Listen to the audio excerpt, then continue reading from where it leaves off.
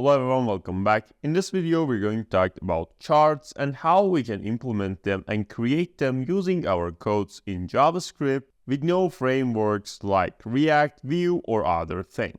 So here, we're only going to have HTML and JavaScript. To start, as usual, we have our index.html and we have our index.js, which here is going to hold our JavaScript files for us. And here in our HTML, let's add our JavaScript file into our HTML file. So we're going to use our script tag. And for the source, we simply use this index.js. Now let's open our index.html, which I'm going to use live server for this, which is extension in VS Code, which by using this, whenever we do any change in our codes, it's going to refresh automatically for us. So here we simply use this open with live server, and here you can see that we have our page. Now if we have any things here in our body, you can see we have that change applied into our page.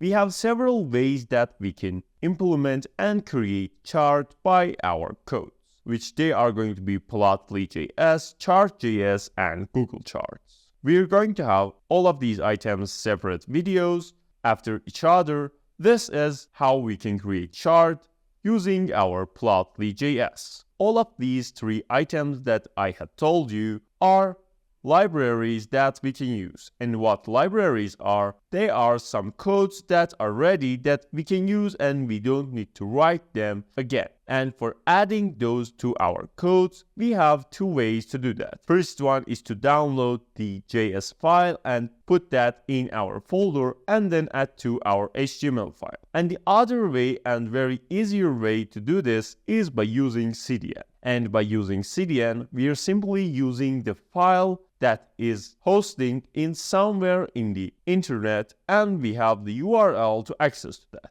For adding CDN, as same as we added our JavaScript file, we're going to have our script tag right here with the source attribute. And inside of this attribute, we're going to paste the link that we have, which I'm going to give this plotlyJS CDN link in the description for you. After this one, we need to have some elements, so we put our chart into that element using our JavaScript, which here I'm going to create some simple div. There are several types of charts that we're going to have and cover in this video, such as bar charts, vertical charts, horizontal charts, pie charts, and other things. The first chart that we're going to have is our bar charts. So we give this div ID of bar chart. And now let's jump into our JavaScript file.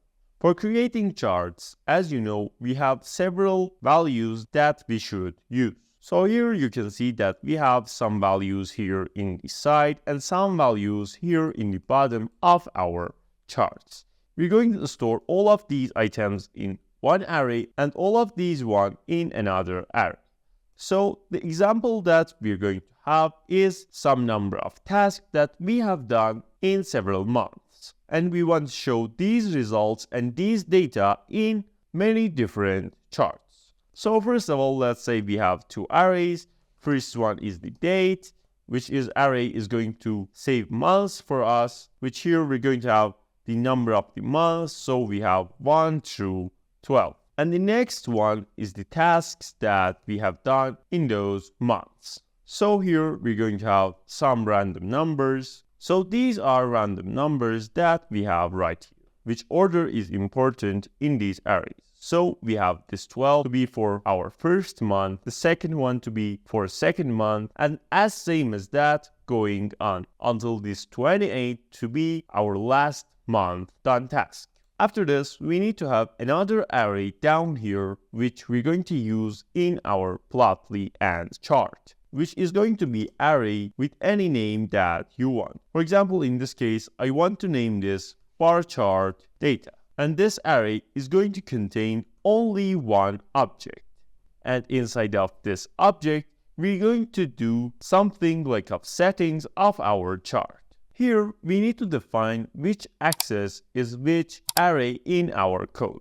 So here we're going to define which array is containing this y-axis and which array containing this x-axis. So here we're going to have simply property of x to define array that we want. And in this case, we want our date to be in our x-axis. So we put the date array that we created right here into our x-axis. And after this, we're going to create our y-axis, which is going to be, of course, our tasks. After these two items, we need to define what type of chart that we want, which, as I told you, at the first, we're going to start with our bar charts. So for having bar charts, you need to put this bar word inside of a string and pass that to this property of type. And after this, we need to have another object that is going to create layout of our charts for us. So we're going to name that simply this layout. And inside of this object, we need to have this property of title and pass any string that you want. For example, here we're going to have tasks done in months. After we created these ones right here, we need to put all of these items together and redirect them to this tag that we have right here and put chart inside of this tag. So what we're going to use is our plotly that we have imported using our CDN right here. What you need to use here is simply using this plotly object right here, and then inside of that we're going to have this new plot method, which this is going to receive 3 parameters from us, which first one is going to be the ID of the tag that we want to put our chart inside of it, which as you see right here, our ID is this bar chart. So we copy this and put that in this first item. And as you see, as you put that right here, you start to see something inside of your page, which we're going to cover several minutes later how we can use these buttons too. After this one, we need to define the data that we want to show that. So we have these data that we assign them to this x and y right here, and we define the what type of bar that we want. So the second parameter is going to be this data about our chart, which in our case, the name is this bar charts data. And by using this, you can see that we got some results right here and showing off our charts. Again, this layout is another optional thing that you can have or don't have based on what you want. But if you have this one too, you need to simply put this layout after the data you import. And you can see this time we got this title here too. And if you want to change the size of your chart, you can simply do that by changing the properties of this tag that we have right here. So here, let's say we have this style tag right here, and here let's select first all of our elements so we get rid of that margin that we have as default. And if we select this div that we got right here, we can do anything with that. But pay attention, if you select this div and, for example, give this border of 1 pixel solid black, you can see instead of only our div to change, these items got borders too.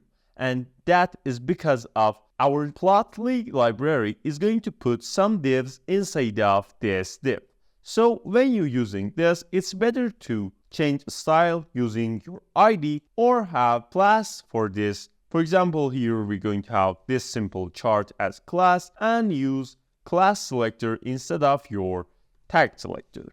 And as you see this time, we only got border around of our chart. And just as same as this, you can change the width. For example, let's make this 50%. And just as same as this, you can change height, background, and anything that you want. But if you want to change these bars color, you need to do that in JavaScript. And how you're going to do that is here in the object of the data that we got earlier, we're going to add another property of marker. And here, this again going to receive object from us, which here we can define the color property and make this any color that we want. For For example, let's say we want this to be green. If we put green, you can see our bar's color had changed. And now if we open this in full screen, you can see here we got some buttons on the top that we can use on our charts. First of all, let's talk about this cursor that you can see if you hover on any bar, down of it is going to show you exactly what x-axis you are on and what is the value of the y-axis. And as same as this, you can come to all of these and see the exact number of data that you want. And after this, you got this items here too. For example, here you can see that we got this compare data on hover, which we have activated, which is going to show these one for us. If we select this one, you can see we got both of them here in the top and not one in the down and other in the top. If we turn on these spike lines, you can see if we hover on our chart, we're going to see these lines appear, which shows where are the chart and axis we are, which can be very useful in different situations. After this, we have this reset axis, which if we click on this, is going to reset all of the settings for us. For example, we have this one on. If we click on this reset, you can see this got off. After this, we have this auto scale right here, which is going to be maximize the chart for us. And we have this zoom in and zoom out option. If we zoom in, you can see that we can zoom in just like this and zoom out as same as that. And here, if we zoom out again and refresh the page, you can see that our chart expands and be in this scale. So it is dynamic in the width, but you can make that static by using in your CSS. After zoom ones that we have covered, we got this lasso select, which by using this, we're going to have something like a pen that we can choose which charts that we want, and those will be highlighted. After this one, we're going to have this box select, which is going to do the exactly same thing, but using the box. So if we don't cover these two items, for example, in our box, those will not be highlighted. And then we have this pan, which we can use to move around our chart. If we zoom out a little bit, you can see that we can do how we want. After this pan, we're going to have this zoom, which by using this, if we want to, for example, zoom to this area, we need to use our mouse to select this area, and then this area will be bigger for us. And if we use double click, we're going to come to the default zoom that we have. And then at the last, we have this camera icon, which if we click on this, you can see that we got photo downloaded. And if we open, you can see that it got our chart as photo for us. But as you know, we can have our bars to go horizontally instead of this vertical mode. And to select the orientation that we want, here we can have this orientation property, which here we can define what orientation that we want. For example, if we want this as default, which is vertical, we need to put the sweep. But if we want to make this horizontal, what we need to do is only put this H right here. And as you see, this time we got this result right here. But this is not very good example about our data. But if we change these one, for example, to date be the y-axis and x be the tasks axis, you can see this time we got a little better result right here. But a good settings for this is to be date in the x-axis and tasks to be in the y-axis with vertical showing, because we're going to have several charts to work with. So here I make this only data as same as this one, and this is going to be ID of chart. Now let's fix this in our HTML2. We simply chart, and here let's go on with our pie chart. Pie charts are a little different than our bar charts, because in that we got axis of X and Y, but in the pie charts, we're going to have labels and values. So for defining that, we're going to change this X and Y and make them properties of labels and values. For example, let's say we want the dates to be labels and our tasks to be values. So here we put labels right here, and then here instead of this y, we're going to use this values. And here we need to get rid of this orientation, and as same as that, this marker. And here in the type, we need to put this simply pie, and by doing that, you can see that you got your pie chart, which each color is going to be our months, and how much of the circle that is going to take is based on the values that it has. Now let's talk about another chart is very similar to this pie chart, which is our donut chart, which is just like of this, but it has some hole here in the middle of the chart. If we want to have our donut chart, what we need to do is very simple. We need to add another property of hole here, and here we need to give a number between 0 and 1, which is going to be defined the bigness of the hole inside of our circle. So if we make this, for example, half, it's going to be 50% of our chart to be empty. Of course, you can make this any value that you want, and it's going to work for you. And with this system, you can actually change these ones too. Again, it's going to be work. So let's switch these places. You can see that we got number of tasks right here and other values right here. But again, this is my preferred way to have them. The months to be labels and tasks as values. After this, we're going to have another type of the chart, which is our linear charts and linear graphs. And for having this, as you might expect, we need to make this lines. And by using this and changing these to the axis again to be X for the dates and Y for the tasks, you can see that we got this result of how we got them. For example, here you can see again in the second month, we got 32 tasks done. And for example, in the third month, we got 25, and just like this. And again, you can change these with each other and have chart like this. But again, the first one is very better and useful. And for all of these, you can have changed the color with the same way that we got changed our bar chart. So what you need to do, you need to use this marker, and inside of this object, you need to have the color property and pass the color for that. For example, let's make this red. You can see that we got our chart in the red color. Another type of line graphs that can be a little different. For that, let's say we got another example of this being the date, but instead of this tasks, we want another array of the price, and it's going to be increased sometimes in the year.